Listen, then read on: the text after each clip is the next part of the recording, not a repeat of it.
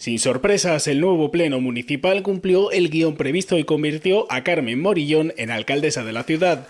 La líder de Foro afronta su tercer mandato al frente del primer gobierno de coalición de la derecha, que suma 15 concejales, 8 de Foro, 5 del PP y 2 de Vox. Por decisión ciudadana, la victoria electoral ha correspondido a las fuerzas del arco del centro-derecha, que hemos logrado en conjunto cerca de 75.000 votos. Una auténtica mareona que nunca había conocido Gijón y que nos permite decir que con estos datos hoy hacemos historia. Un acuerdo de gobierno que la izquierda municipal, ahora en la oposición, ha bautizado como el Pacto de la Vergüenza. Alertan de retrocesos en políticas de igualdad y normalización lingüística y han acusado a Morillón de mentir.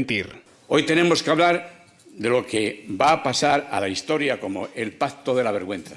A la política no se puede llegar con mentiras, señora Morillón. En la vida y en la política es fundamental cumplir con la palabra. Y hemos visto que la suya, de momento, vale poco.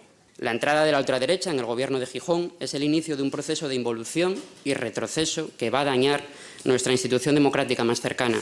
El nuevo gobierno tripartito tendrá un reparto de áreas de gobierno proporcional a los votos obtenidos por cada formación. Se marcan como objetivos devolver el muro a su estado original, recuperar la feria taurina, además de reducir la burocracia y bajar los impuestos.